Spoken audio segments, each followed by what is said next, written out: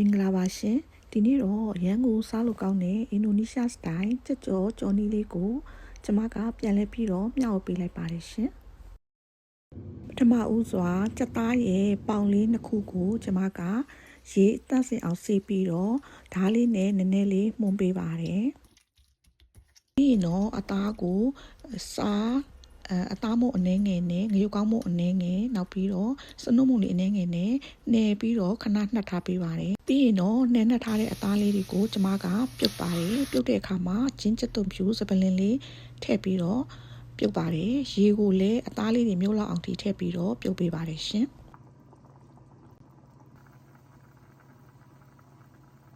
ပြုတ်တဲ့အခါမှာအသားလေးတွေနူးလာပြီဆိုရင်တော့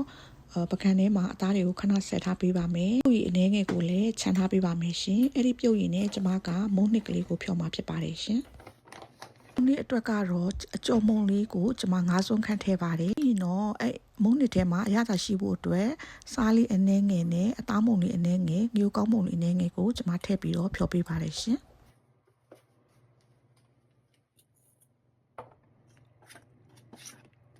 ပြီးပြီဆိုရင်တော့ခုနကလုံးက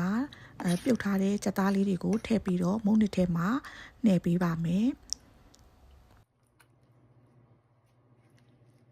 ပြီးရင်တော့တည်ထားတဲ့ CO လေးပူလာပြီဆိုရင်ထည့်ပြီးတော့ကြော်ပေးပါမယ်ရှင်။ CO တည်တဲ့အခါမှာလည်းကြက်သားလေးတွေမျိုးလောက်အောင်ထိထည့်ပြီးတော့တည်ပေးရပါမယ်။အဲ့ဒါမှကြက်သားလေးတွေက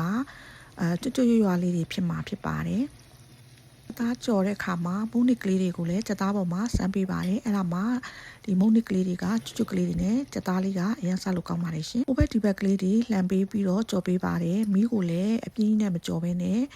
မီးအေးအေးလေးနဲ့ပဲကြော်ပေးပါတယ်ရှင်ကြက်ကြော်တာလေးကရပြီဆိုရင်တော့ကျွတ်ကျွတ်ရွရွလေးဖြစ်လာပြီဆိုရင်တော့ဆယ်ထားပေးပါမယ်ပြီးရင်တော့အာလူးလေးတစ်လုံးကိုရေးဆေးခွန်နွားပြီးတော့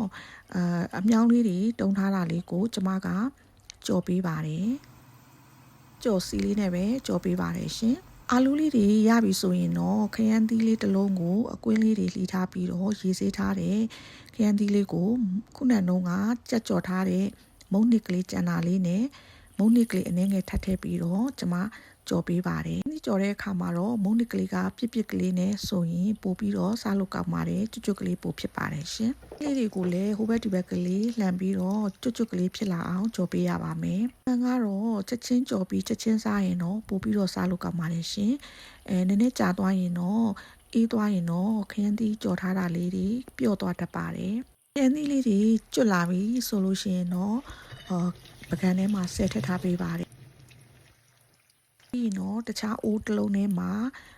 ငရုတ်တီးလေးနဲ့ကြက်သွန်ဖြူလေးကိုကျွန်မကပြုတ်ပါတယ်ပြုတ်တဲ့အခါမှာလည်းရင်နွေးလေးဆူလာပြီဆိုရင်ငရုတ်တီးနဲ့ကြက်သွန်ဖြူလေးကိုထည့်ပြီးတော့ပြုတ်လိုက်ပါတယ်ခဏလေးပဲကျွန်မပြုတ်ပါတယ်ရှင်ပြီးရင်တော့ပြန်ဆဲထားပြီးတော့ရေခဏစစ်ထားပြီးခုနကကြက်သားကြော်ထားတဲ့စီထဲမှာထည့်ကြော်ပါတယ်တချို့ကလည်းမပြုတ်ဘဲနဲ့ကြော်တာပေါ့နော်ကျွန်မကတော့ပြုတ်လိုက်ပါတယ်ဘာလို့လဲဆိုတော့ဘိုင်းနာမှာဆိုလို့ဖြစ်ပါတယ်အဲ့ဒီအခါမှာလည်းမိအပြင်းကြီးနဲ့မကြော်ဘဲနဲ့မီးအေးလေးနဲ့ပဲကြော်ပေးပါတယ်မီးငရုတ်တီးတွေကမီးပြင်းပေါက်တက်လို့ပါပြီးတော့ခိတကြော်ပြီးပြီဆိုရင်တော့ပကံထဲမှာဆယ်ထည့်ထားပေးပါတယ်ခိတစီစစ်ပြီးပြီဆိုရင်တော့ဒီငရုတ်တီးချက်သွန်ဖြူလေးတွေကိုကျွန်မကကျိတ်ဆက်နဲ့ထည့်ကြိတ်ပါမယ်ရှင်စင်ထားတဲ့နနမင်းလေးရဲနောက်ပြီးတော့ကြော်ထားတဲ့ငရုတ်တီးချက်သွန်ဖြူလေးတွေကိုရောပြီးတော့ကျွန်မကျိတ်ပါမယ်ဖဲနဲ့ငရုတ်စုံထဲမှာထည့်ပြီးထောင်းလဲရပါတယ်ရှင်။တိတ်တဲ့အခါမှာကျွန်မကစားလေးအနည်းငယ်နဲ့အသားမုံလေးအနည်းငယ်ထည့်ပြီးတော့ကျွန်မကြိတ်ပါတယ်။တိတ်ပြီးပြီဆိုရင်တော့ခုနကကြော်ထားတဲ့ကြက်သားလေးကိုနည်းနည်းထုပြီးထောင်းပါမယ်။ဟိုဘက်ဒီဘက်ထုပြီးထောင်းလိုက်တဲ့အခါမှာကြက်သားလေးတွေကပို့ပြီးတော့မွမွလေးတွေဖြစ်ပြီးစားလို့ကောင်းပါတယ်ရှင်။ပြီးတော့အဲ့ဒီကြက်သားလေးတွေပေါ်မှာကျွန်မက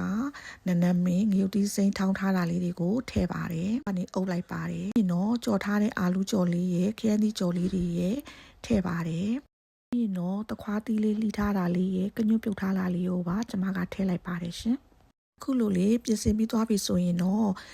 ကျွတ်ကျွတ်ရွမှုမှုလေးနဲ့အရန်ကိုစားလို့ကောင်းတဲ့ကြက်သားကြော်လေးကိုငရုတ်စီလေးရဲ့တမယာသီးလေးညှစ်ပြီးတွဲဖက်ပြီးတော့စားမယ်ဆိုရင်တော့အရန်ကိုစားလို့ကောင်းပါတယ်ရှင်။